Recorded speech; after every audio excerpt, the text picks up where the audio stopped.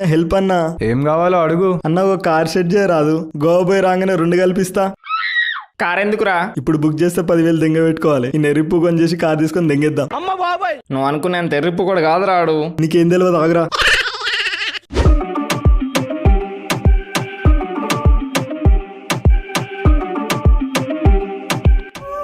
అన్నా ఆడియా అంత సీన్ లేదు తమ్మి. కారు డ్యామేజ్ అయితే మీది ఏ పార్ట్ అమ్మినా రిపేర్ కాదు. పక్కన ఇంకో కారు ఉంది చూడు.